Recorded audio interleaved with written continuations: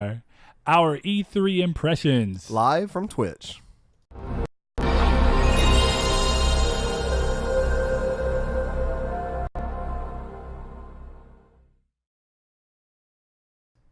Hello and welcome to Triangle Squared, a PlayStation podcast, live from my weird game room thing that y'all see all the time. Just we've been doing it at a different angle a lot lately. If you don't know who we are Triangle Squared, a PlayStation podcast. Saw, you got to get your part in. Sorry, squeeze it. Nope, you didn't set me up right. Okay, hold on. Welcome to Triangle Squared, a PlayStation podcast. I'm your host, Brett Beck, and alongside me, Mr. Saw Bridges is bringing you lucky episode 64. Of this lovely podcast. You can normally find us on... Is this episode 64? It is episode 64. You can usually find us on YouTube every Monday at 10 a.m. PST and 12 p.m. CST, where you can subscribe to us if you like what we're doing. Keep things going over there. Check out our newest videos that we put them on. We normally have a new episode every Monday, which is when this will post to that service. And we also... And a new episode of Saw Plays every Tuesday. Yeah, and a Wednesday. new episode of Saw Plays. Look, Saw can't even remember when he uploads his own thing. Yeah, but if you want to listen to us on podcast services, we're also there, and this is also there.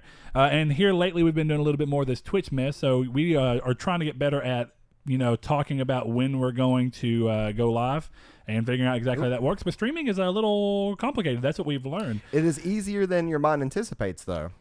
Hiccups are what gets in the way. Yeah, no, it's not hard itself. Everything else in terms of our way of setting up and our way of editing and stuff is actually easier for streaming, which is pretty good. For those that are here live on Twitch, be sure to stick around after the episode where I will be completing Dark Souls 3 all in one go. Brett's going to sit here and hang out with me, and we're going to be going through chat and just kind of, it's going to be like Saw Plays if you're a fan of that, except it's going to be a little different. But we'll get into that. I may or may not turn another controller on in the middle of him playing and take over control. But we'll see what happens. Have to have a good player. Excuse me, that hurt my soul. So this episode is going to be a little bit differently in terms of structuring. We do not have any news this week. We do not have any drop this week. What we can do is hop right on into reader mail and then go ahead and go on with the main topic, I guess. Sure, but what I'll say for the time being is, to keep a little bit of our standard formula. So what have you played this week? Oh, yeah, that is You've been off all week, so you've had way more time, and we both have one game that's a little odd for us both to have ended up playing, but we played it nonetheless. So we'll get Dark Souls 3 out of the way because it's obvious. I have been playing a lot of Switch this week, actually. Octopath Traveler demo came out, and that game is good. That game, I am so excited for that game to be coming out next month. And just playing from the demo, I only played as Cyrus, which is the scholar, and in Atlas Dem.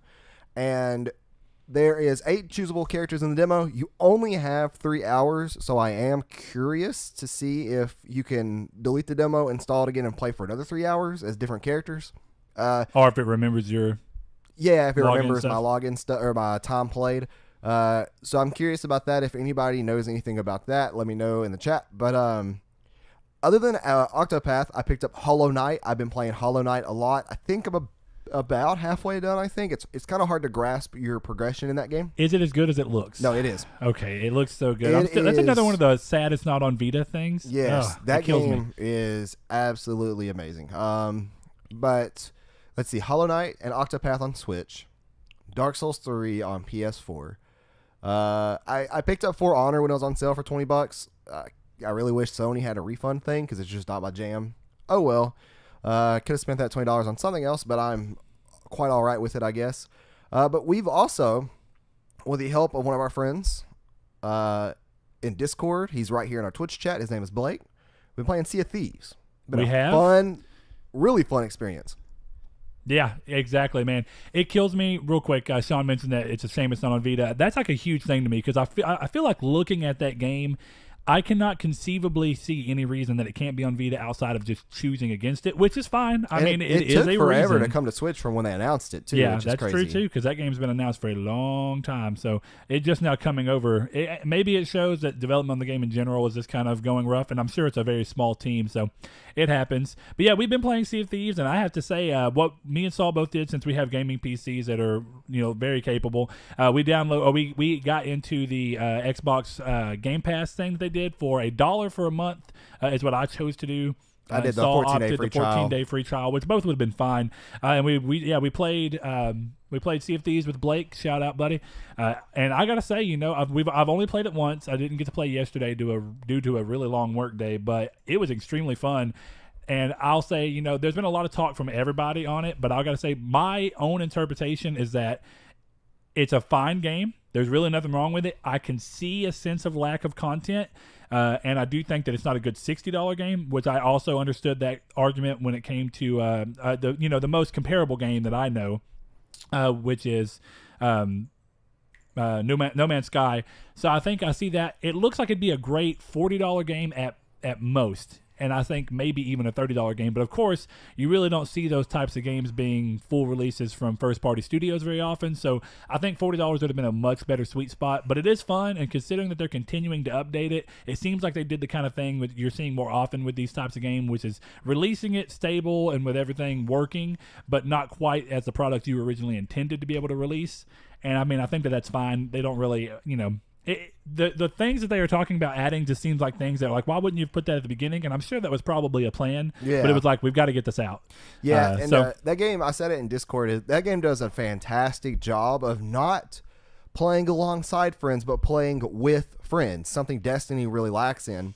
In Destiny and in even Division, all these other games, and I'm sure Anthem is going to be something similar, is that when in reality you're playing with your friends, you're just playing with them. You're not really playing, or you're playing alongside them. You're not playing with them. Okay. Sea of Thieves does a good job of something. I do get what you're saying, and I'd say I wish Ryan was in here on the chat, because I will say this. When we played the Division with Ryan, which I know I played a little bit more than you did with Ryan. Well, no, I know what you're going to say. Well, Ryan makes it more team-based. You can assign roles to people in these games, but the game doesn't lend its well. It doesn't make you do that. And Sea of Thieves, it kind of makes you work together. It makes you do it. It makes you have to do it to be even moderately successful. Yeah.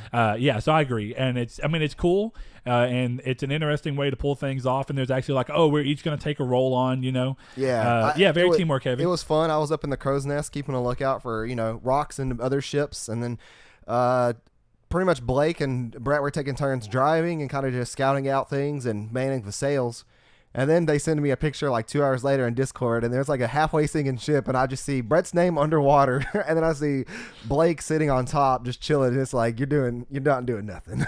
Well, the ship was gone. I'll say that was cool because Blake was like, hey, check this out. And I was like, okay. And we sailed to the edge of the world, and that's what that is. Is that why the water was red? Yep.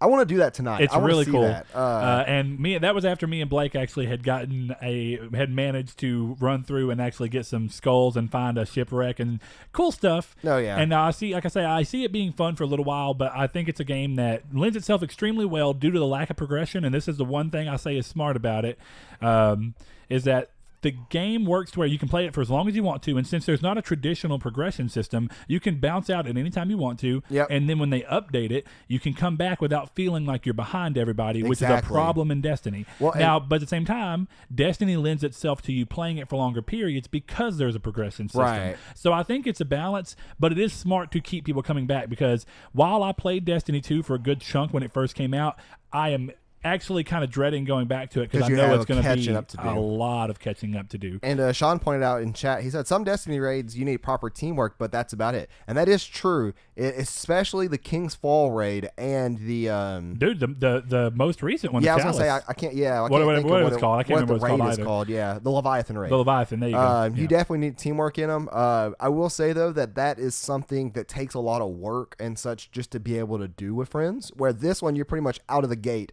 working together and manning a boat and stuff, and it's just fun. But I mean, I hope that Destiny can get more of a sense of that. I don't know how it does because of the type of game it is. Yeah. Anthem, I'm not sure. Hard. It really depends, because the thing about Anthem is that there's, there's different classes, but actually having incredibly different speeded and and again, I know that's all true in Destiny, but it looks like it's to an even greater extent in Anthem, that the different javelins that you can put on, which are your suits, and since they're not tied to a character, that's also a cool move, is that there's more of a reason to want to switch and be like, okay, I can actually fulfill a role. You know what I mean? And I'm hoping that there is a role in the game, because you would think the same with the same kind of system that Destiny has, but there's not one. But Destiny, you're locked to a character, so if I only want to play Destiny so much that I only want to make a viable sorcerer or whatever they are. Warlock, thank you. And Titan. I normally play this Titan. So my only real character that was usable in these situations was a Titan, because I did not want to play Destiny over and over again trying to build up this other one. So letting me switch out my suit, kind of like Warframe does, was great. That was one of the bigger surprises and what made me kind of even more stoked for that. So I think it's cool. Yeah, you're seeing more and more co-op games that are trying to do things differently. And yeah, Destiny was kind of a pioneer in getting co-op people playing. And like you say, it tends to be more, definitely in the moment-to-moment gameplay early on, it tends to be more just playing alongside your friends, whereas only until you get into the raid. And I will say the raid is a great example of making you work together. Oh yeah, you have to. And that was, from the few raids I played in the first game, it was much more true of Destiny 2's first raid than the early raids in the first game. And Sea of Thieves, it lends itself so well to that multiplayer experience I've been wanting that no game has provided me. And that is, I wish there was a game in which you roam places and you have to kind of stick with roles in terms of what they're doing. And, you could do it like me. I played Grand Theft Auto 5 in which we were like that, where we were hitting up convenience stores to rob them, and we had our driver, we had our shooter, and then we had our aggressor. So roles that you put on your kind of how you do in the Division when we played the Division. Like I was the sniper in Division. I kind of wish that there were more games that forced you into these roles or lended better to do these roles instead of just playing how you want. No Man's Sky was the epitome of something that I wanted in a game, of being like, I could be a bounty hunter and you can be like a mineral miner or something on a planet, and we could all work together. Which is what I'm really hoping is what's coming up, because with this next update, No Man's Sky is probably going to be exactly what I wish Sea of Thieves was, because there's not a level system in necessarily in No Man's Sky, but there is I've upgraded my health, my suit, my ship. There's an upgrade system that's fun to go after, and if I have more of a reason, like the one thing I was talking with Blake about is the fact that they chose to make everything that's upgradable in the game that you spend your money on just completely visual is kind of a shame, because even small things that don't necessarily make you stronger but give you some form of perceived advantage would have been cool. So like being able to buy a new sail and put it on your boat, but have it be one that, like, if you go and get more money, your sail's lighter and a little faster on top of looking cool. Is that in the game? No. Okay. No, I know there's armor and weapons and such, but it's all cosmetic. It's all cosmetic, and that's a shame, because I feel like there's ways to keep the game balanced, because of course you don't want people who've been playing longer and have money to come out and just be able to wreck everybody. Right. But having small things like, well, their ship's a little faster than ours. I don't know exactly what else to say, but that's one of the first things. As soon as he was talking about the sails, I was like, well, why can't you just make a sail that goes faster? So I think that the things that No Man's Sky lends itself to in that particular sense of like, okay, well, I'm upgrading my weapon to be able to shoot for longer before it has to recharge, or mine for longer before it has to recharge. That would definitely add some depth to the game. And it'll make wanting to get together. It's like, okay, well, look, I'm the ship runner, right? Let's say that I don't want to make my ship fast or worry about it being weaponry. I want to make my ship strong, right? And the way that you can set up your things in No Man's Sky, I can actually set up my nodes to be like, I'm going to be the freighter. Y'all mine everything, and depending on how the game lets you do it, it'd be great if y'all could trade with me or whatever. And it's like, okay, I'm like outside of the freighter that we haven't bought yet, while we're working to do that so that we can send stuff together, I'll be the freighter. And I'll be the heavy, and what I'll do is y'all give all the stuff to me. I keep extra room for that, but I also make sure that all my modules are defense oriented. Then what happens is that y'all are all like, one of y'all's fast so that y'all can be the fastest person, one of y'all can be very weapon oriented so that y'all can be a protector. And like, okay, the freighter's getting attacked. Here we are. We got to do this. Come over and protect me. And then if you can get big enough, which I don't know how big the No Man's Sky thing is going to let you go. It looks like maybe 4 people together, which if so, that's still cool. Have it to where you can set up like a team, and you can have multiple ships now. So if nothing else, for a little bit, I can operate as a freighter, but then we can all be strong, fast ships that do a lot of damage, and then we can go and actually attack someone's freighter and be like space pirates. How awesome would that be? That's my thing, is that it's a perfect example of a game with so much possibility and so much potential that it's not quite hitting, but it's getting real close, and this newest update looks like it's actually going to be what hits it. So yeah, and I'm excited. We turned into a PlayStation or an Xbox podcast there for a while there. What have you been playing, Brett, other than Sea of Thieves? Yeah, Sea of Thieves was good, and I had a lot of fun with that. So thank you for actually even pushing me to do that, Blake. I did not know the dollar promotion was going on. Shout out to how well Games Anywhere plays, how seamless that whole thing is. Very much so. Even the party chat and everything, the Xbox program on the PC. But now going back towards what I've been playing on PlayStation, I have been very heavily playing Vampire. Now, because of the way Vampire plays out, I'm choosing to grind a little bit to keep myself, mainly because I'm trying to see if there's a way. The game is very odd in the sense of the leveling system and where it puts you. and I'm not going to tell you too much because I know you still want to learn a lot. Yeah. But the game has like, well, okay, you're definitely not supposed to go to this area because the enemies are too strong. Right. Okay. And but the enemies scale too. To an extent. Okay, I don't like scaling. Now, not enemies. entirely, but they scale to a small extent. That way, if you go back, it's not like, oh, okay, so at the very beginning of the game, you're fighting other people that are like level 2, level 4 at most. But then you can go back to them, and the level 4s are level 6 at max. And it's just so, yeah, they're still easy and they're still there, but they're giving you a little bit more, and their drops are a little more oriented into what you're doing at the time. But because the drops are so geared towards different medicines and different serums that you make for yourselves and parts for your gun potential, or because you can upgrade all your weapons and you get different parts per. I like that system a lot. It's really cool. Real quick, Sean says, I found myself mainly doing a No Man's Skies grinding to be able to use the hyperdrive to keep traveling. And that was the problem with that game, was the loop of trying to get further. It started to wear itself thin, but if you had a reason to play with other people, I think that's awesome. But yeah, back to Vampire.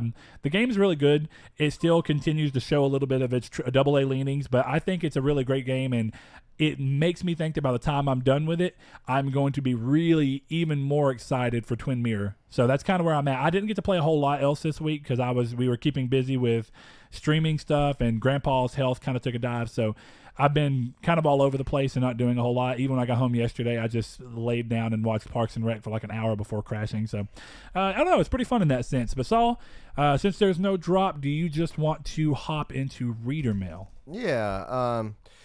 As you guys may or may not know, we post a question on Twitter every single Friday over there at Triangle SQRD, in which we ask you guys to ask us questions, and then we pick 3 of those and we go ahead and answer them on air. We take the rest and we bank them for later for our monthly Reader Mail episode that comes out on the first Friday of every month. Okay, second, real quick, because it's something I forgot to mention whenever you said Blake. Blake and Josh, courtesy of those 2 great people, that's Bobo May and Blake Post, or however you want to say it, BLKPBST, so Blake Post. Anyway, they... we're not big Facebook people. Saul doesn't even have a Facebook, but courtesy of them, I do have a Facebook, and I'm going to try and because of this, I have more of a reason to be active on Facebook. We did start a Triangle Squared Facebook group. So if you listen to this and you're not much of a Twitter person, but you still want to interact with people who listen to the show, or maybe you don't care for Discord and you want more controllable conversations, which I know can be a problem in Discord as it continues to get big, then you can interact with us on the Facebook, which actually helps us have different threads for conversation.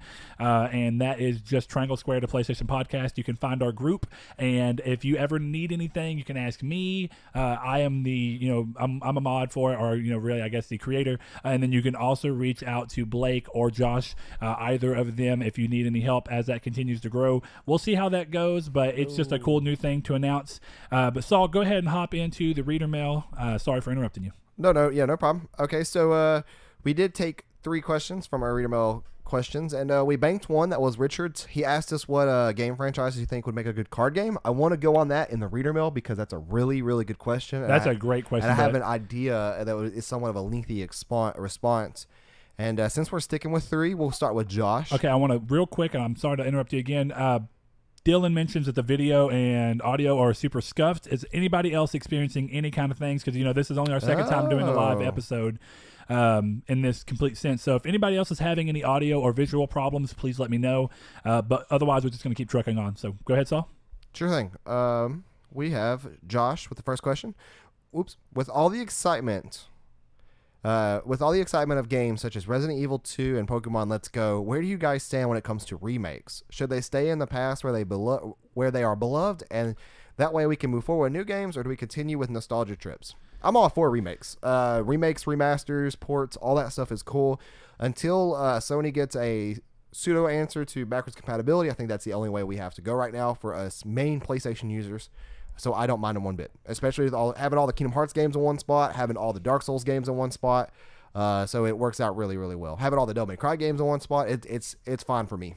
I agree, and I think my big thing with remakes and remasters, I want to say, Josh, that's a great question, because a lot of people are very split on what those are. Like, okay, well, do you really want to remake or remaster? Because I know some people think it's taking resources away from from studios to be able to do it more. They usually hand these off to secondary studios that are just made to go back and make sure the assets are refreshed or renewed or rescaled. With all that being said, though, I mean, I think that the biggest thing that you can really say, it's in there, Saul. Oh, no, I was just going to do the entire list. Okay. Yeah, the actual 5. Yeah. Oh, never mind. Winners. All right.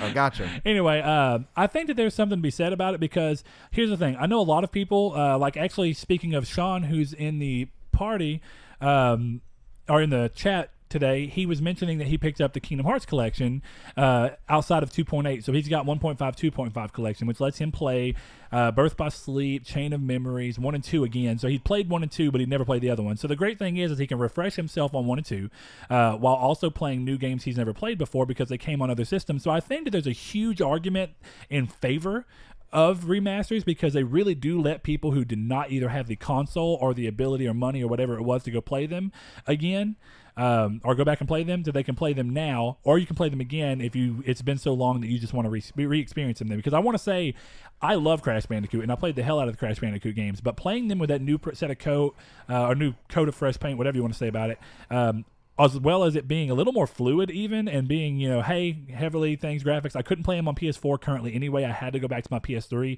and then giving me trophy support. There was a lot there that let me experience a game I already knew, or 3 games I already knew and loved, in a new way with new things that I didn't quite expect. I didn't know what the trophy list was going to be, and I never really did time trials on Crash Bandicoot 3, which was the only game that originally had them, but they came back and added them on every game. Thought that was an awesome move. Letting you play as Coco in every game except for boss fights, great move because it just gives you a little bit more inclusivity without really sacrificing anything in the game. Yeah. And then the last thing is that putting the time trials in every game and then giving me a reason to, through the trophies, actually do that made it awesome that I could be like, okay, I have a real reason that I want to sit there and do these time trials. And then when I started them, I realized, oh, these time trials are fun. Yeah, they're frustrating, but they're really fun.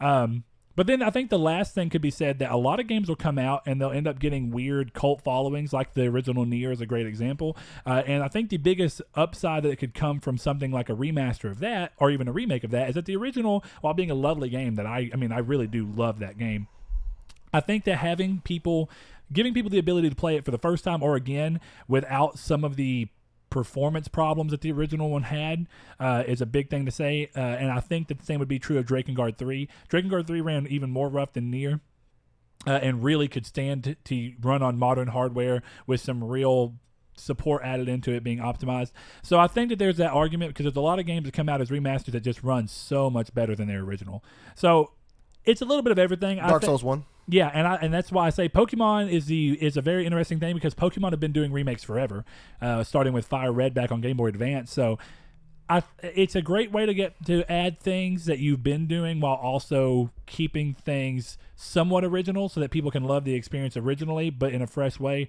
And I think that that's cool. I feel like there's no argument against it realistically because of the fact that they don't tend to use the real studios to do it. But great question. So. Next question, we have Josh Ayers. I think I hate his last name because I think I think our southern accent messes it up for us. He says, now that you have time to process and stew on it, what conference was the best at E3? And excluding EA, the worst. I'd say the best was Sony and the worst was Bethesda due to nothing I really care about. So the way I'm going to answer this question is the best overall conference. I kind of want to wait for the main topic on that. Really? Because that's kind of what we're doing anay. We're kind of recapping and giving our impressions on them, which I know we did live. The only thing about it is going really into them seems like it would be better suited for once we break into that and can really let that be the whole main topic. I'll tell you what then, since we're going to break into the main topic right after this, do you want to go ahead and answer that third? And we'll just use that as a segue? Absolutely. Cool. That's what we'll do. So the last question, we have Mr. Sean. Shout out to him in chat. Same question as before your last podcast. Your biggest surprise to come out of this year's E3? Ryan's here. Thank you. Oh, is he really? You're late, though. We needed you to defend the way that you play the Division while making us all take on cool roles and being real, vocal. But I'm glad you're here, Ryan. Anyway, sorry. Do the question one more time. What was your biggest surprise out of E3? What was the biggest surprise? Okay. Thanks to Sean. Sean. You know what, Sean? Because we gave you our one last time and it was, going into E3. I think coming into this, knowing that we know now, I think the legit biggest surprise for me, I want to say I just didn't expect myself to care as much as I still care. And we talked about at the beginning of the episode is Anthem. And I think it's because I literally came into E3 being like, well, I'm fine that Anthem's being made. I don't really care. I'm not a huge BioWare fan. They've done... I'm at work, sue me. Yeah, okay, have fun, Ryan. Hopefully you get to listen to us a little bit and be a little active. But I get it. Work's important. But, I think that's... Anthem just surprised me from the fact that I went in not really so caring. indifferent. I'm not going to say negatively. I just went in indifferent and walked away. I think the way they chose to do it was a little odd, but I think them showing what they showed and then actually kind of telling me things that I didn't even know I wanted to hear that were already like the exact opposite of the things I don't care about in Destiny was great. Yeah. So, I mean, that's where I stand. I'm trying to think of other things that are really surprising. There were a few, but we didn't see stuff on some of the other ones that were surprising. So I don't want to say that it was my biggest thing, because I think that there's a lot more to be said about changing my position on something rather than just exciting me about something I don't know something about. Yeah. See, in terms of that, I would have to say that one of my biggest, I don't think it isn't the biggest one, but one of my biggest is for sure them saying Hollow Knight was available on Switch the day of. I was not expecting that. I was expecting probably October-ish to kind of go along with the subreddit, because I think that's pretty much what we were all thinking. Not only that, though, I think that Octopath was the biggest surprise. The fact that it is only coming out in 1 month. There's been so much speculation on that game, so much in terms of what we do not know about it, that people were saying that name's not even the real name. Yep. And here it is a month later. It's its real name. They gave you a good 3-hour demo to play with multiple characters, 8 of them to be exact, and to kind of go off the play of the name Octopath. So I think that is actually the most exciting thing that I took away from E3 with that game's coming out next month. I've really been looking for a good turn-based style RPG game in the vein of Bravely Default, in the realm of classic Final Fantasy games. And not only have I been wanting that, I've been wanting it for the Switch. So just playing the demo yesterday has kind of solidified that it is going to be fantastic. Any major big surprise other than Anthem for you? Resident Evil 2 was kind of there. Like, I was kind of surprised that was at Sony's. There was a mixture. There was a mixture. I think the biggest surprise for me... I mean, it makes sense because it was a PS1 exclusive, but... So, now, just so I can see his wording very specifically, was it biggest surprise in general or surprise game? I think it's just biggest surprise. Okay. Let me look real quick. Your biggest surprise to come out of this year's E3. Okay, so I think the biggest surprise for me, and I do mean this, and it sounds crazy, I think the biggest surprise is that even though it's what I wanted from them, in a slightly different way, I got to really say my biggest surprise was a mixture. But it's one thought, it's just a mixture, is that Xbox came out strong, so well and so strong. And yeah, while they didn't show me exactly what I wanted to see from everything, they had what they did is they came out with such strong pacing and such good messaging about the fact that they know they have a weakness, and this is every step that they're doing to fix that. And purchasing all those companies. It was smart. It was a gut punch, specifically for Ninja Theory, but not because of Microsoft. I actually think it's a smart move for Microsoft. It just seemed like an odd move for Ninja Theory. But with that being said, the fact that they came out so strongly showed such a good pacing and list of games. They had a couple of bad moments of pacing, but of every conference, they actually had the best pacing. Yeah. And that Sony came out and just demolished pacing, which has been their key card the last few years. So I think it was the fact that they switched, because I thought Microsoft's pacing was awful last year, but Sony's was perfect. And then what did we see? Bam, flip. Exact opposite. And I think that was my biggest surprise. So, I mean... This is going to lead us into the main topic, as we just discussed a few moments ago, and something that actually is going to kind of play off of what Brett just said is his last surprise, is that Josh did say that now that we've had time to stew on it and kind of think about it, bye Ryan, that what was the best and worst conference, excluding EA.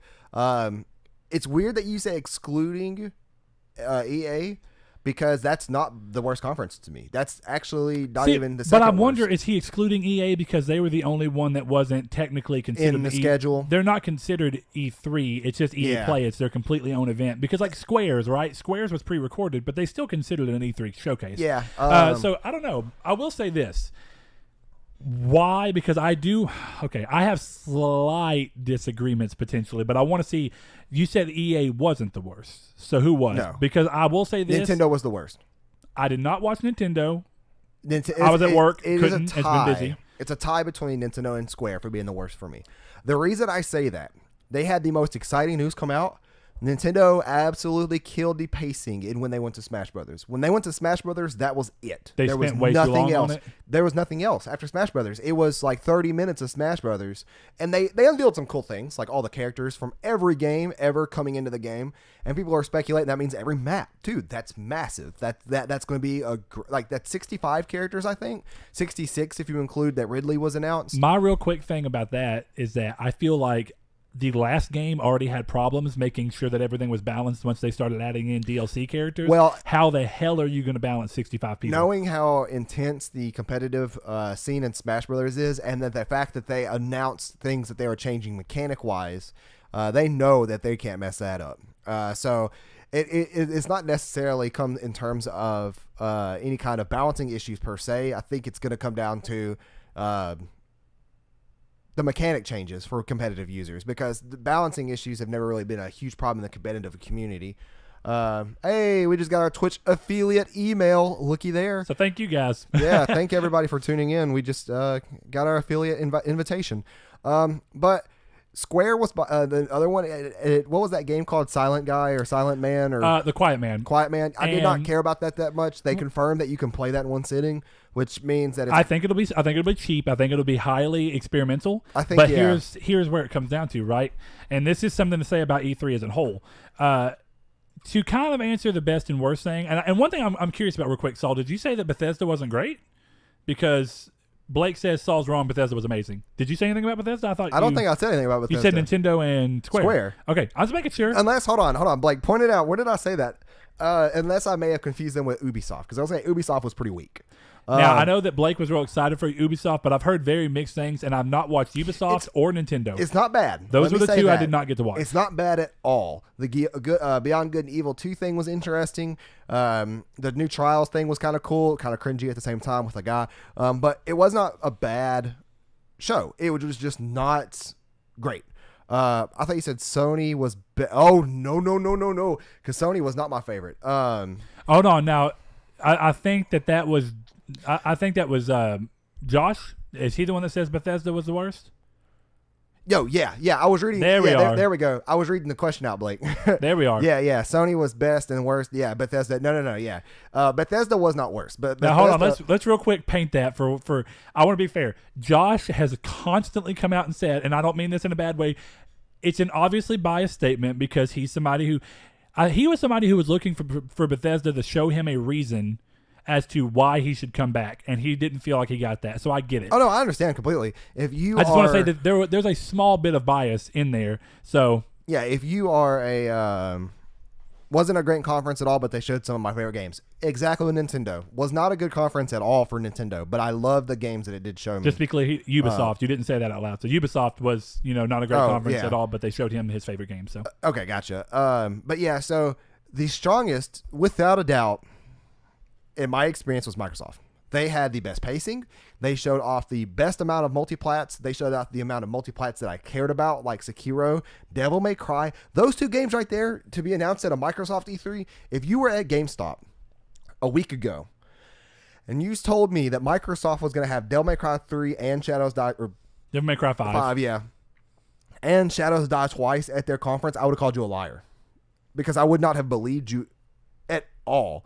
The fact that Devil May Cry 1, 2, and 3 were pretty much exclusives when they first came out back in the day. I'm pretty sure you can get those games now in the collection on 360 or whatever, and on Xbox One. But yeah, Microsoft had, among the three titans, I'll rank it as Microsoft, Sony, Nintendo. But if I'm going off of the entirety of E3 as a whole, Microsoft had the best. The next follow-up to what I thought was a really, really good, solid conference, was killed by pacing, was Sony. And then I'll just go ahead and but say that as my top three, because then Nintendo fell in with the Octopath hype. The Demon's Ex Machina hype. That game looks fantastic. To know it's made by the same people who made Armored Core, I can't wait.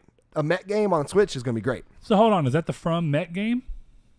No, From Mech Game is a remake of a PS2 game, I think, that was a Japan exclusive that they're finally bringing over here. Oh, it was an Xbox game that was a Japan exclusive. Oh, that's what it was, yeah. Yeah, I know what you're talking about. Okay. It was a 360 exclusive, right? Or was it original Xbox? No, original Xbox that never made it over here. Yeah. Now, out of curiosity, you said that, but from the people that made Armored Core. Now, is that Square? I think it's from the minds that made Armored Core.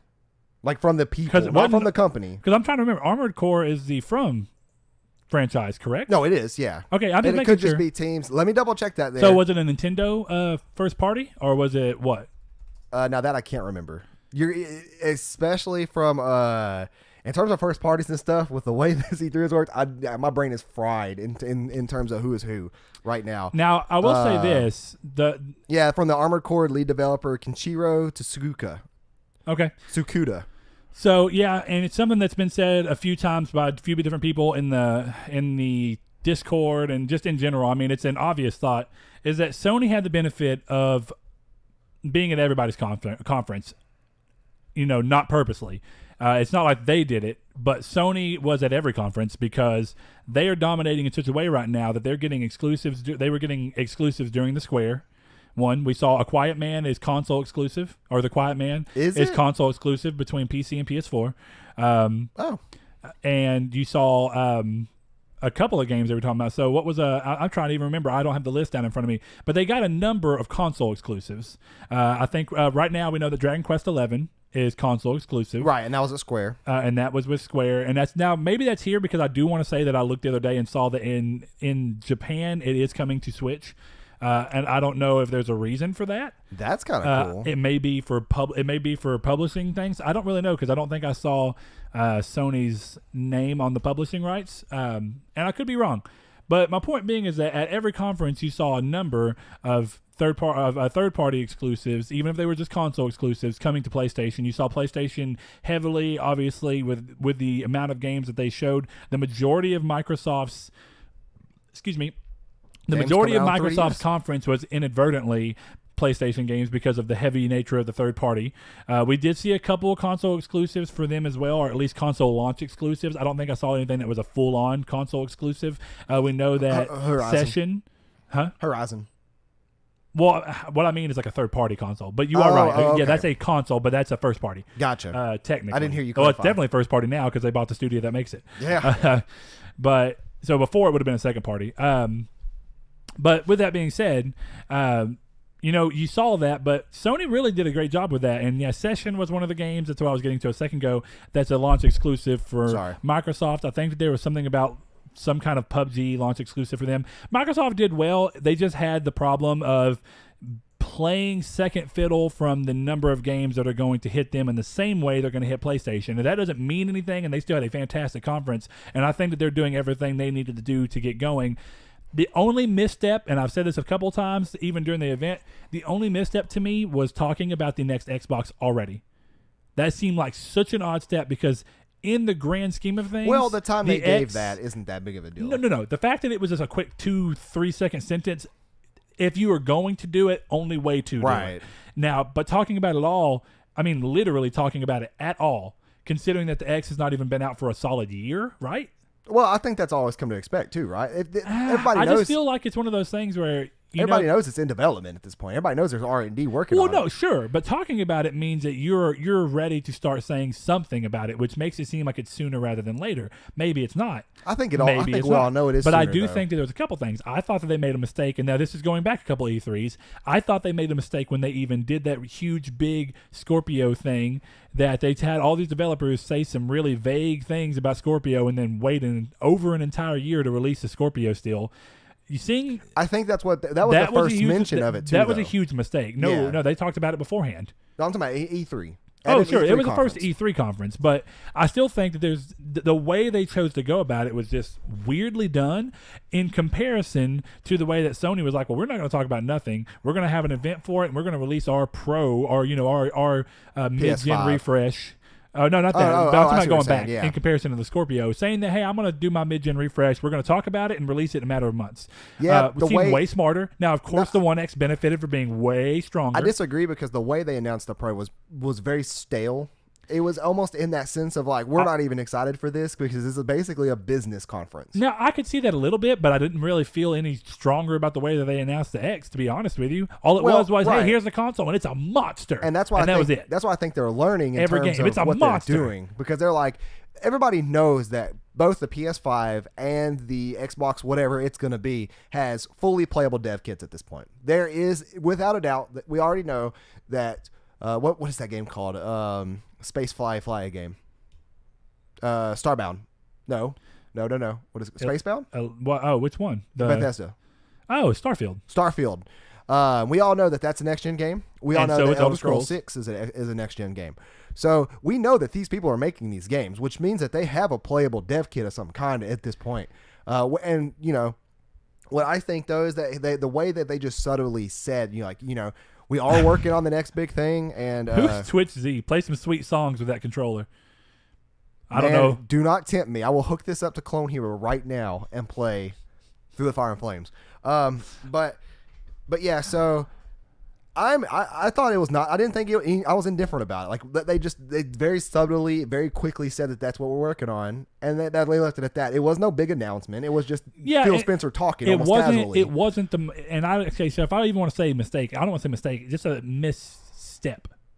Right? I wouldn't even say a mistake because, like, the way they chose, in my opinion, the way they chose to come out with the Scorpio thing a year, like, the first E3 they mentioned, it was just way overboard. Oh, no, yeah, it was. And the other thing that Which is why I'm glad they did it this way. The other reason why I think they shouldn't have said anything about this one is that they came out of the gate acting like the Scorpio was not going to be a family of consoles. It was going to be a next-gen console. Then what we ended up seeing after months and months of revised stuff was, oh, hey. Good day, mate. Good day. I don't know who else is Australian that we know that's Josh. Or is I this don't know, but hey, welcome to Triangle Squared, buddy. Welcome to our chat. But yeah, the thing about that is that after the year before it came out to E3, I think it was like last March or something. There was a lot of really weird messaging problems they had going on with it, where there was rumors and stuff going around that it was stopping being a full next gen console and instead was going to be more akin to the Pro than it wasn't than it was again. And then by the time it came out, we know that the One X is just a more powerful but still akin to the Pro console. Right.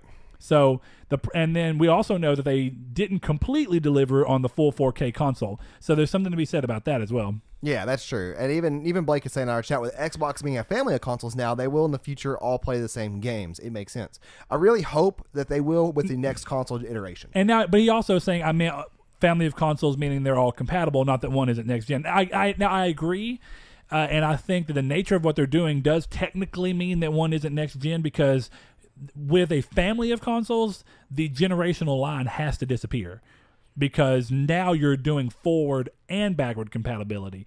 That's not quite the same as a real generational line like we've seen. Now, the thing is that they're just really trekking an uncharted territory, which we've not seen before, so we can't give them quite the same things we've seen before. But I mean, we can definitively say that they're technically not next gen, because generation doesn't matter there anymore. There's not a really... It's really hard to say. It's somewhere in between, but I would say that they're just... If the next console they come out with is still part of the family of consoles thing, and they are moving forward with that mantra, which I do believe is what they are doing. You saw that interview with Phil Spencer. I've not quite gotten to see it yet. I don't think there's much to say about in the fact of... Right now, it sounds like they're still going to keep it with that. But at the same time, it very well could have been a next-gen system that has nothing to do with the Xbox One family. So with that, I don't know. It's in between where I really stand. So do you have any thoughts about that? No, it is going to be certainly weird, especially with the way Nintendo also likes to make their generations muddled in a way. So I'm kind of curious as to where we're going to go with that. Okay, so best conference, though. What is your best and what is your worst? Okay, so...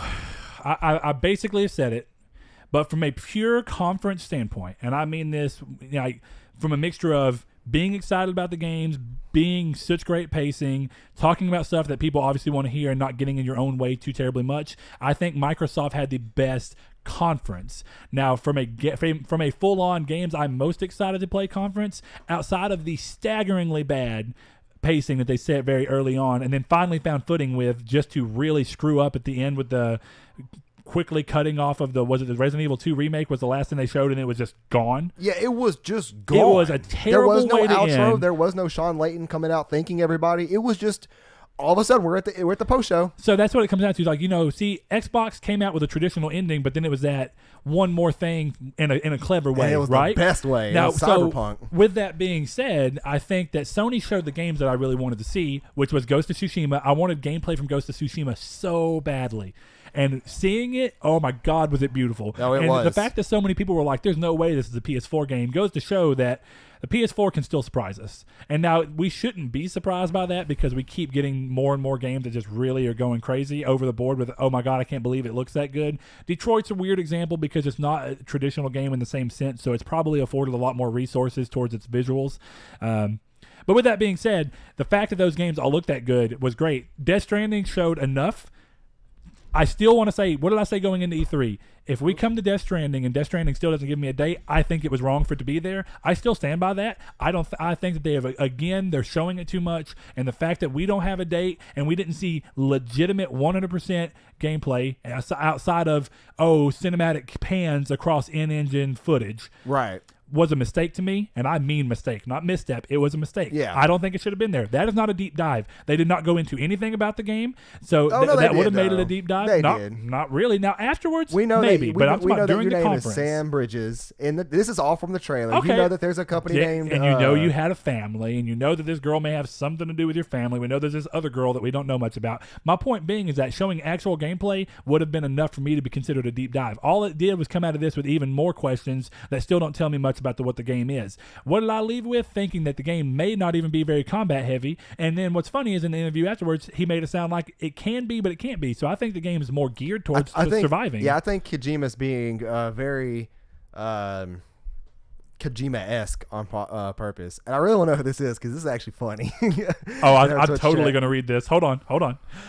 Don't read this if you don't want me to interrupt. This is from Twitch Z. Don't read this if you don't want me to interrupt you with a super long text. We need to confirm Illuminati. Controllers have 10 buttons. Xbox controller. I am 11. 11, 10 is 1. Obama has one name. 1 plus 1 is 2. Obama was the president for 2 years. 2 plus 2 is 4. Illuminati has one eye.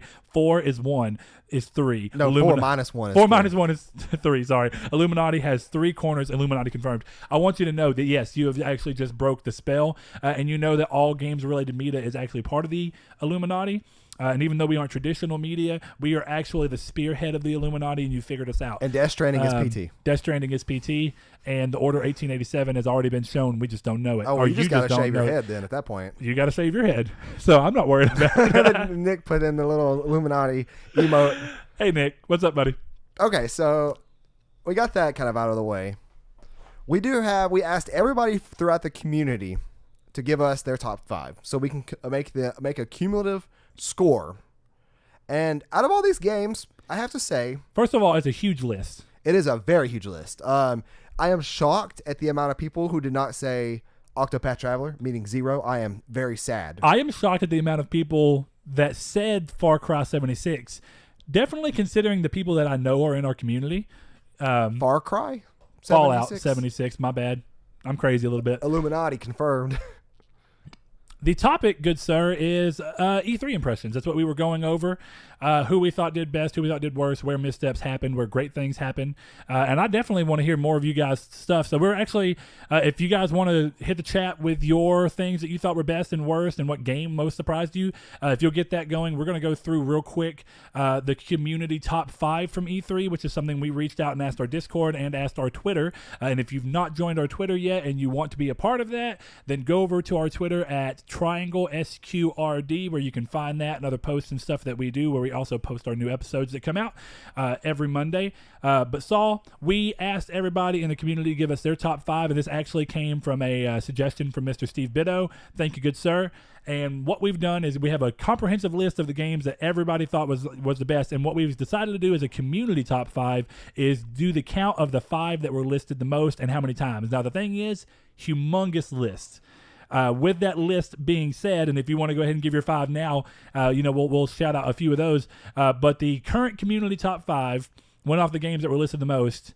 And the numbers are kind of interesting because the game that won surprised me, and there's so many, it's just ridiculous. But Saul, go ahead, give us a top 5. I thought you were literally about to read the first one off. I'm like, no. This is not how top lists work. No, that is not how I'm doing it. Number 5 is the Resident Evil 2 remake with a tallying of 4 votes. I thought this was really interesting that this made it on here. Not that I'm not excited, but certainly interesting. Number 4 is Death Stranding with 5. So even better. That's a game I am excited for as well. I think Brett Death could Stranding, care about, but here's the thing about Death Stranding. I'm not saying I don't care about it. I'm saying that they made a mistake by coming out and showing it the way they did, and I will stand by that until the day that I die. Now you all know how I feel about Days Gone, and I do mean I hate Days Gone. Now, don't get me wrong. Same thing. I would, if you would have came to me and said, "Oh my God, showing Death Stranding was the biggest mistake," I'd have been like, "Oh yeah, absolutely." Real quick, Twitch he said E3. What is that? I'm actually Lithuanian. I just like to do an impression of an Aussie. Oh, well, mate, I just want to say, E3 is the electronic entertainment expo. I'm going to stop doing that because it's probably offensive to someone. Josh isn't in here, but Josh, you can stab me if you want to. E3 was the number Games 15, Expo? Burger King foot lettuce. What? Man, that sounds about like any kind of lettuce. Yeah, anyway, so if you're a gamer, Mr. Twitch Z, and you don't know about E3 or you don't know about that, then hopefully Electronic Entertainment Expo gives you something. It's the yearly set of conferences that the developers give out. And if you're just pulling our chain, then good job. I am curious if we know this guy and it's just somebody using a different name, which is interesting. Number 3, though, and good reason, we have Cyberpunk 2077 with a total of 6 lists made. Here's the thing about Cyberpunk. The trailer got me interested enough because I thought it was just a really interesting way, and it looked very reminiscent of Blade Runner, which is something that a lot of people said.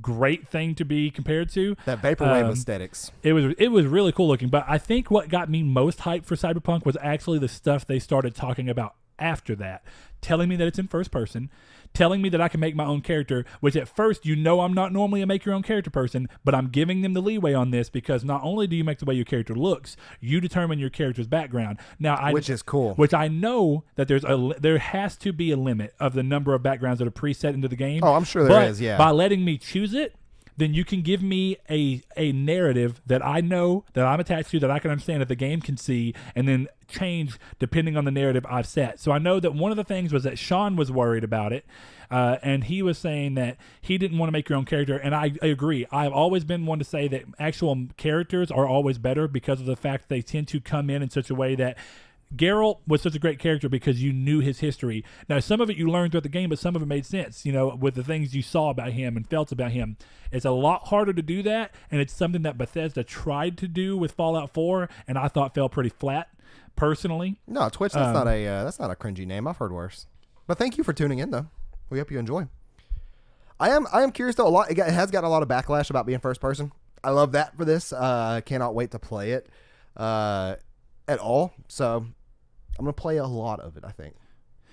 Cyberpunk looks awesome. My biggest thing, and it's what I told Blake the other day, is that them coming out and saying that the game will be in first person. Now, they did say that why would you, people were wondering why do you create your own character if you can't see him because it's first person. They are doing what plenty of other games have done and giving you a first person environment while letting you see your character and through character a third creation. person. Letting you see your character that you create through third person in-betweens. So that's awesome to me. Letting me during cinematic areas see my character is a great way to do it, but letting me play in first person will probably end up to being far more fun for me. I have a very big soft spot for first person games that are not just first person shooters but instead let you interact. But my biggest thing is that I think it's interesting that they may actually be able to out Bethesda potentially. Oh no, yeah, that's very true. So we'll see. Even Blake in the chat, he says, I like making characters more. I enjoy Bethesda games because I get to make my own backstory. Couldn't have said it better myself. Anytime I made a Skyrim character, it had a name that was very specific. It had a backstory on why he was being arrested and being brought into Helgen, and it's all specific. And now I will say this, that's great. But some people, and I'm not saying me, I do like to, I prefer to hear somebody else's character that they've made a backstory for because it tends to be more in depth because they spent time on it. In the 15 to 20 minutes before I make my character on, or while I'm making my character on any game, I'm not going to sit there and be like, oh, his name is Lithuar, and his scar on his eye is from when he was... This is like hours of thinking about why were you arrested for illegally crossing Helgen? Maybe because I was a bandit that got lost from its people, and I accidentally crossed that city-state line. Okay, but that's a lot of maybes, and that's a lot of very malleable, quick in the moment. Now, don't get me wrong. I just made that up off the top of my head. That's how characters do it. I was about to do the same, but it doesn't have the same impact as someone who sat there and thought and given me reasons throughout the game to call back to earlier moments. Well, you just got to have an imagination to do it yourself. Okay, I want to say this much.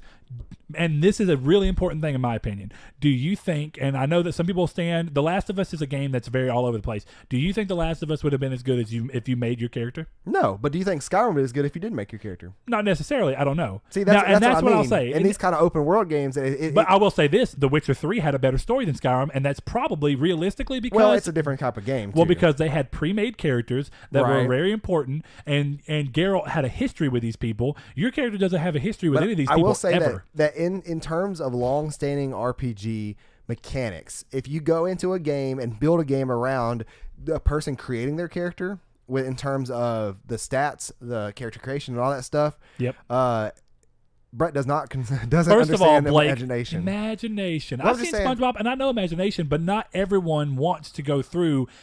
My thing is if I did that, I would have to be like, okay, Cyberpunk lets me make my own character, and I have to make my own backstory. I would have to start writing that crap down now and really making sure that I was like, this is why my character's going to be like this. But the problem with that is that the game does not reconfirm or come back and touch back on your backstory because it doesn't know your backstory. The game knows Geralt's backstory. The game knows Joel's backstory. It can play off of that backstory, but that's why I'm excited about Cyberpunk.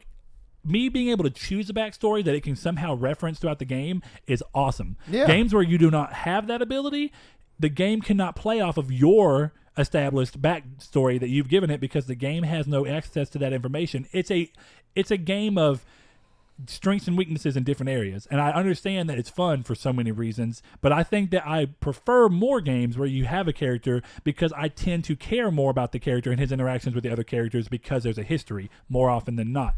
Or that's the end of my stance on it. You have character creation, and you can make Tobias, like we're going to be doing in Dark Souls 3 right after this stream, and have Tobias the Blue Unforgiven. Yeah, sorry Twitch, I'm Brett, that's all. Yeah. Just Twitch. But anyways, back to the list. Number 2, we have The Last of Us 2 with 7 community votes. So I think we all know that we're excited for this game. I really don't have much to say about it. The trailer excited me. I'm going to get it. I'm going to play it. I may platinum it. Who knows? Brett? Pretty much the same. We all knew it was coming. It was no expectation for it not being there. It was not a surprise to see. I don't know if I'll platinum it because I didn't platinum the first, and it was a very hard game to platinum. Nah, you just got to get that grounded difficulty done. No, the online stuff is what makes it a pain. The factions, but thanks, Dylan. I am the Baldwin. Balding has 432 waifu statues. I'll let him know that I have 437 waifu statues. Anyway, let's see. Number one, Ghost of Tsushima with 10 total votes. Yeah, so here's the thing about Ghost. Also not surprising. Great looking game. The atmosphere killed it. The way Toribash. Hey, first of all, Toribash is actually incredibly fun. Have you ever played it? No. Do you know what it is? No, just the name. Toribash is this game where you do turn-based wrestling. What? And first of all, yes, Dylan knows about it. I'm starting to think that this is actually potentially Dylan. No, he's in there. On a side account. I don't know. But I'm telling you this much. Toribash is joints that you move, and you make a move, and you tell it where it's going to move, and then the thing is, because it's turn-based, it actually, like, they can move, and you don't expect them to be moving. It's incredibly fun, and we need to play it. And I will download it on my computer so you can play it. Yes. Oh, okay, I didn't know. See, look, there goes Dylan. Toribash is so fun. I bet you this is Jonathan's alt account. Possibly. With that said, though, Blake, I am a huge fan of The Last of Us, but I'm also excited for The Last of Us 2. I get why not everyone is a fan of The Last of Us, and I think that that's obviously fine. People who are like, oh my God, you have to be crapping on it because it's a PlayStation exclusive. I know that's not what's going on. Those games, honestly, everybody plays that one game. Like, I talked about Watch Dogs was not for me. Watch Dogs 2, I don't know. I didn't play it. If it's anything like 1, I'm not necessarily sure I will. But that just didn't strike me. Now, does 2 maybe have great gameplay? I don't know. 2's gameplay looks better than what I saw in 1, and I stand with you on saying, like, you can look at 2 and say, oh, the gameplay looks great. It does look great, and I think that there's a good point that the story could even be better. I don't know, and I think The Last of Us is a special game of when it came out, and nobody expected it to be as good as it was after Uncharted was this big thing. But go ahead, Saul. Anything else you have to say? No, I'm glad we finally got gameplay, and I think it looks fantastic. It's going to be a nice break from that paranormal style magical feudal Japan that we're going to get with Neo 2 and Sekiro. So did you see that Neo 2 lets you make your own character? No. Yep. Character creation in Neo 2. William will not be the protagonist. There will not be a pre-storied. And see, interesting. Another thing, the story and the way that it tried playing in Neo mattered to the fact that it had a character. I'm not saying Neo 2 will be worse because of it, just that it will be different. And it will be interesting because the game, unlike the first one, will not be able to reference your past in the same way. Right. Okay. Interesting.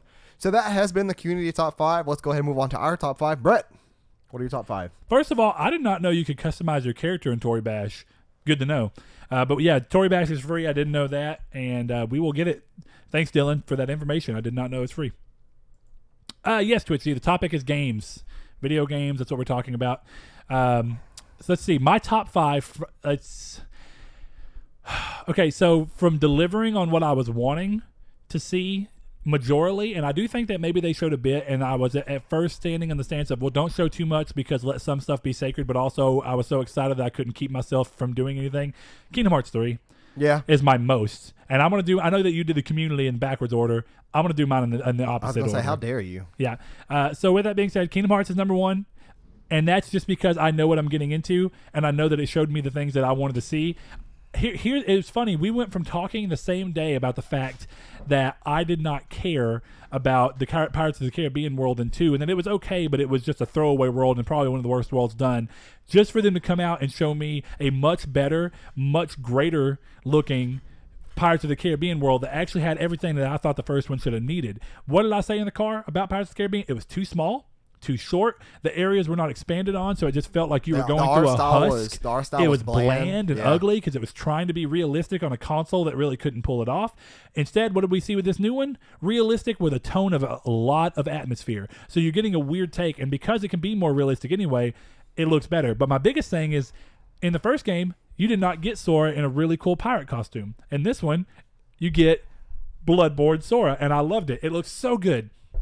And so there's that. I'm not a fan of Frozen, but I actually thought Arendelle looked fun. It looked cool, and I thought that they really hit the head of the nail on the graphics. You know, it looked like what you expect of Frozen. I wish that the presentation-wise, it wouldn't have had whatever errors that people heard. I don't remember them, but I was also really hyped and excited. Showing me Aqua with those yellow eyes, holy hell. I guess what it is that it hit me with the hype train, right?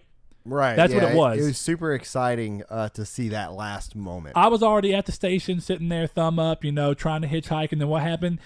Hype train comes through, hits me, and now I'm in that part where, I said that it's one of those things where I'm normally pretty good at keeping my hype maintained so that it doesn't ruin the experience for me. I'm having a hard time with that currently on Kingdom Hearts. The upside is that because Kingdom Hearts is coming out so long from now, I have 7 months. Well, yeah, but I have 7 months to calm myself down. That's a little bit. So, but right now I'm really high on that. So that was my 1. No, you got to do your whole list now. That's what I was going to ask. I can't do my 1. I'm going to count down. Okay, I was going to say, do you want to do your 5 and we'll bounce it that way? No, that'll be weird. Fine. 2. Very closely behind Kingdom Hearts was Ghost of Tsushima because I love Sucker Punch and I've loved every single one of their games that they've done so far. Even if Second Son was a little bit of a letdown to me personally, it was still an extremely fun game, extremely beautiful game. It only lacked in story in comparison to their other games. With that being said, seeing those developers working on something that's so beautiful and so different than what they were doing, and even so different than Sly Cooper, because while Infamous was a lot different, you saw a lot of Sly Cooper's DNA in Infamous. You do not see any Infamous or Sly Cooper DNA in Ghost of Tsushima, in my opinion. So with that said, it looked awesome. The fact that what they showed us was actually a side mission, I thought was awesome. And it shows me that maybe the game's doing better than we thought, and they just are not. They wanted to show the game without having to show you the main things that you're doing. You know what I mean? Yeah. That's cool. I think that the third game for me, and that's because I have a vested interest in the series, is the Last of Us 2, and I don't think that that's really surprising. And I think that's why I give it my middle ground. 4 is Starfield, and that's because I wanted Starfield to happen so bad, but I was starting to get to the point that I was like, maybe these rumors are not true in the slightest, but they ended up being true. And then the last one's also going to go to Bethesda currently, because the other game that has me the most excited out of E3 is The Elder Scrolls 6, and that's only because I was starting to think that they were getting complacent. Them talking about it at least lets me know that they're not trying to let Elder Scrolls just become the de facto Elder Scrolls Online become the de facto Elder Scrolls, and instead are letting me know, hey, we do want a traditional 6. While it's after Starfield, we are talking about it. We are doing it. That's awesome. The fact that they've got 3 studios now means that all 3 of these games can be concurrently in development in some stage, while different ones take priority. Right. That's cool to see. Quick shout out, and I'm just going to give it to one. And it's because I love the series ever since I played Last Light. Metro Exodus looks so good. It looks amazing, and it coming out looking like everything that Last Light was by opening it up and expanding the scale looks awesome. That's my shout out if you want to include one. So sure. Okay, so my top 5 list goes as follows. Number 5, Sekiro. Shadows Die Twice. Super excited for it, and confirmed that Miyazaki is working on it, and confirmed that Activision's in it, weirdly enough, for some unknown yet potentially bad reason. I think we were both very surprised when they showed the Activision card on there.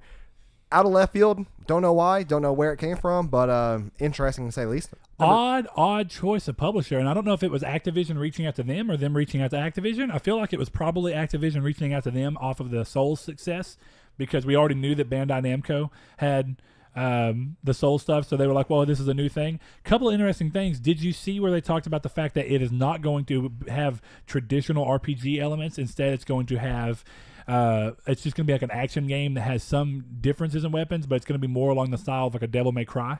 Yeah, and I'm curious to see how true that actually is. I'm sure it has some truth to it, but the way Miyazaki teased Bloodborne not being Bloodborne, people has pointed that out, that the Cinecine or whatever that new VR game is called that looks oddly like Bloodborne. It's made by from and Japan Studios, and of course Miyazaki has a hand in it as well. People are curious as to if there is a nod in there about Bloodborne 2 potentially, but so yeah, I've lost track now.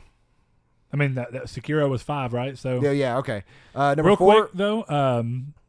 Let's see. Blake says, and I just thought this was interesting, Starfield's in production and The Elder Scrolls 6 is in pre-production, so they are working on it, working on both, like I thought. That makes sense. I did not see the interview with Todd. I did not get to check a lot of the interviews. I just tried keeping up with them as much as I could. So thank you for that information, Blake. That's good. Okay, yeah.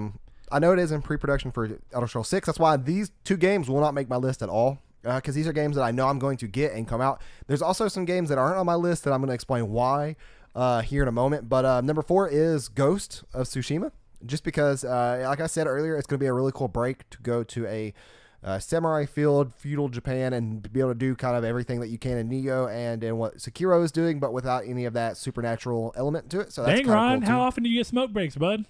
Oh, is he on another one? Glad you're back. But hey, we're getting hosted by Twitch. Thanks, man. I don't know what that means. That means that on his channel, he's broadcasting us right now. So okay, cool. If he has any if he has any current viewers or anything, they all are watching us now.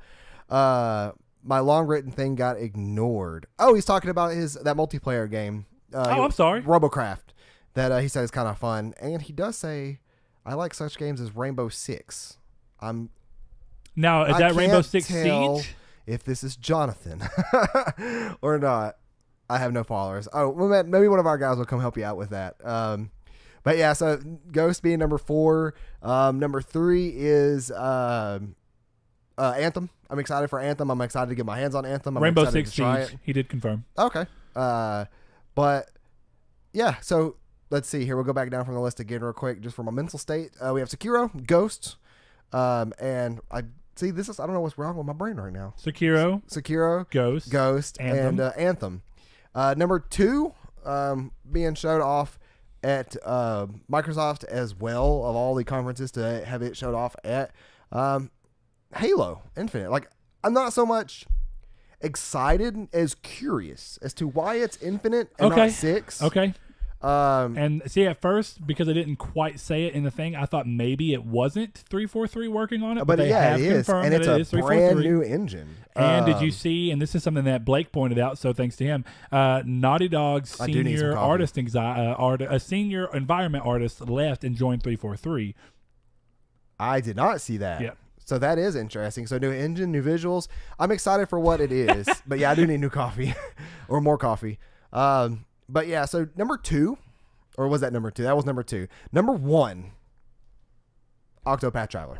I should have known. We all knew this was coming if you've heard me gush about it. So here's the thing about Octopath, as I know that it's just because of your love of these types of games, it's just so far up your alley that I knew it was going to be at the top of your list, but I wanted to see. So, I mean, respectable answer. I get it. That game right there, like, from what I played of the demo, if the game is entirely like that and the story stays solid, because I mean, Bravely Default was a great game. It turns out that, you know, halfway through the game, or a little bit more than halfway through the game in Bravely Default, you're repeating crystals and stuff that you had to do already, and it kills the pacing. Sure. And that actually kills why I don't want to play Bravely Default again, because I've played through it 3 times already, twice maybe, for sure. But that part right there kills the pacing for me.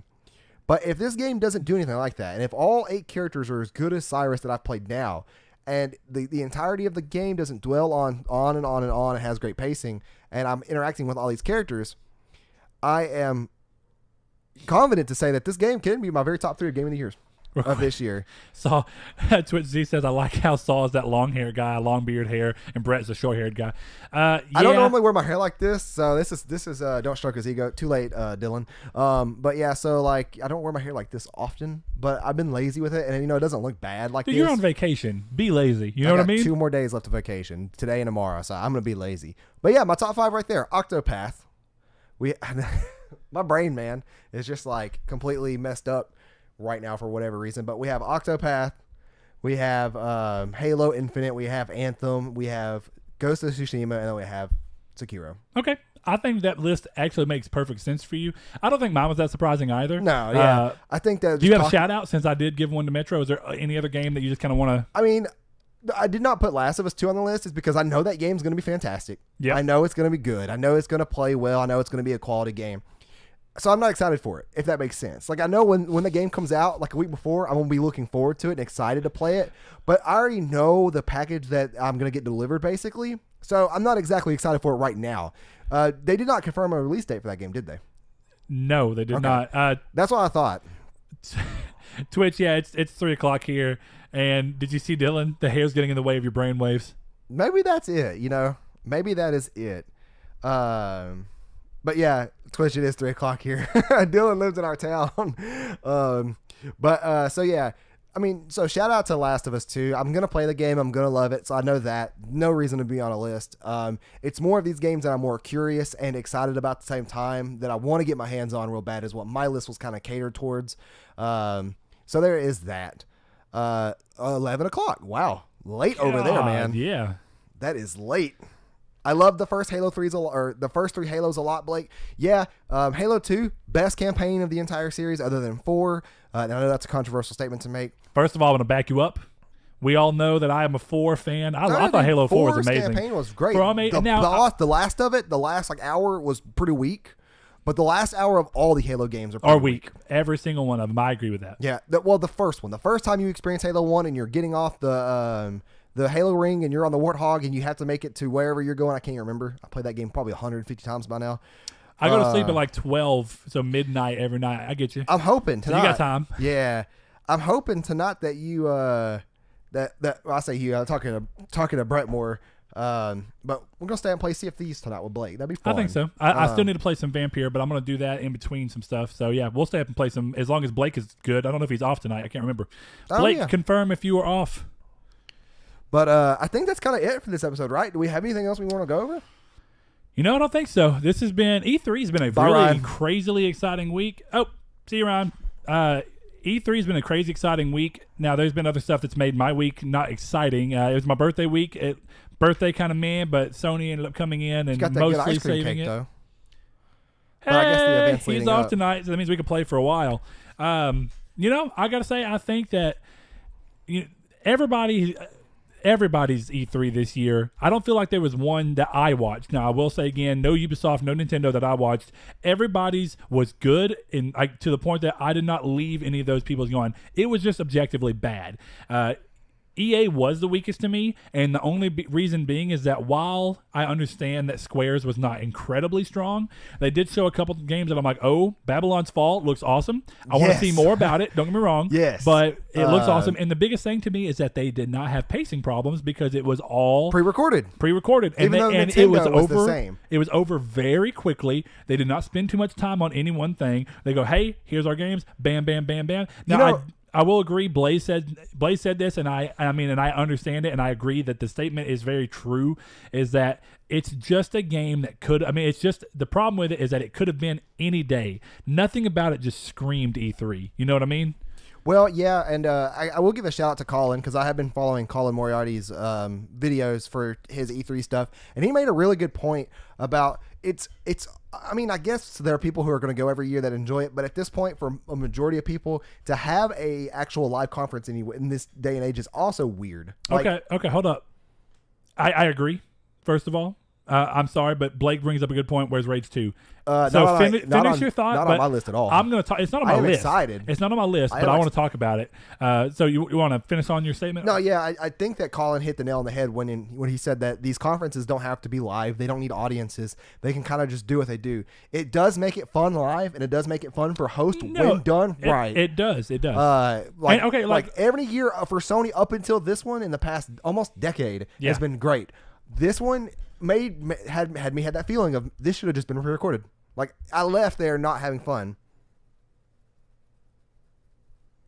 Copy I had a and PC. pasta. Wait, what? He said he had a PC until his laser broke. I don't remember playing anything at all. I want to talk on this topic as this is a serious talk show. Not really serious, but most of the time I use the app Copy and Pasta to kind of make people laugh. Go ahead, Twitch. Become a jokester. We don't have too terribly long left on this particular episode. Yeah, we're about to break away for about 10, 15 minutes to be able to set up for Dark Souls 3. Maybe a little bit longer. I'm going to say closer to 30 so that we have time to... maybe eat something, too. Yeah, because I will be hungry. So we'll see. Maybe even an hour. We'll see. But we are going to come back and do a full play of Dark Souls 3 and see if Saul can not be a dweeb today. I'm going to be a dweeb. Yeah, but yeah, real quick, just to kind of talk about Blake's thing, I do think that this... All right, Twitch, we'll see, but we'll be right back. With that, I do want to mention Bethesda. Saul does always eat. That is very true. You have no idea how much I want to mention Bethesda because this is the thing. You were talking about a host a host when done right can save everything, right? Well, a host like Todd Howard saved everything. Todd Howard saved Bethesda because the rest of Bethesda cringy was bad. Every moment up until when they brought hosts. Yeah, I'll say Pete Hines was good. Solid, but he was not there a lot, and he was there to get a job done and leave. Yeah, and then the rest of the people felt odd at a place. The not a mimic thing on Prey. Stop that. We don't need these.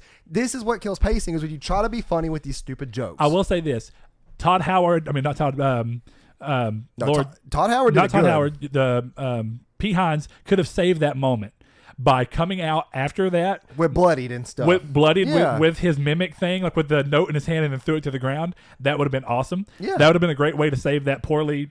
It would have made the joke worth it because it would have. It would have been the actual joke was awful. Yeah, it would have been the actual punchline instead of the post. So and then Todd Howard's jokes in the middle were fantastic too. Todd Howard saved that from a host standpoint. It was funny. It was well done. A little bit of it was like dad jokes, but funny nonetheless. The self-deprecation jokes. When he was like, hilarious. I read on the internet some of our games have bugs. Yeah, it's true. The whole Skyrim Alexa thing, which turned out to be a real game, is hilarious. I can't get to work on my phone. I don't know what I'm doing. I'm going to try it myself because I really want to play it, and I think it's a great idea.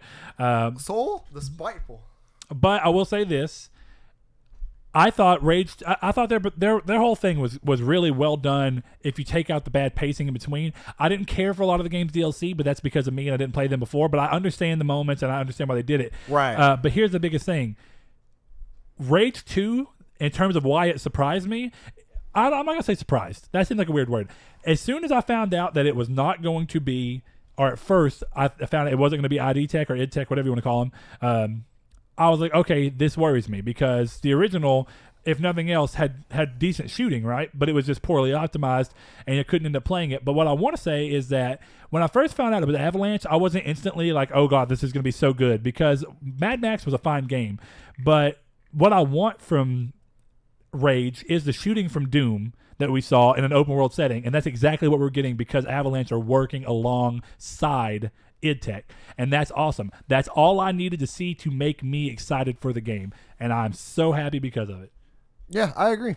So is that it? Like we talked about Bethesda. I am excited for Rage for the most part. You know, I'm not gonna get that game at launch. It's gonna be very similar to a Days Gone thing where I'm gonna pick it up later on down the road when there's nothing else to play in that particular moment in time, or I'm more free. But I assume it's supposed to be chanting like a Native American. I don't honestly know. I don't know what that means. The structure of it was kind of funny there. I didn't even think about a Native American thing until you brought that up. I don't. That's the only thing I can get out of it. Let's go get some food, particularly Wendy's. Maybe I know you had it last night, but we could always eat it again, right? Maybe we'll see. But we will get some food fast. for sure, and then we will be back. So any of you who want to join us for the live Saw plays, we'll broadcast out if we'll do the thing where it'll send the thing. We're going to end this stream and let it go. We'll let you guys know. And we will be back to get all that going here. I'm going to say give us an hour. Yeah. So expect us around 4 o'clock, and we will be back, and we will get to playing on that. But until then, this has been another episode of Triangle Squared, a live one at that, and we will see you guys in a little bit if you're coming to join us for Saw Plays, and next week with the next episode if you are going to see us then. Thank you so much. Thank you guys. And thank you guys for in the chat. This has been fun.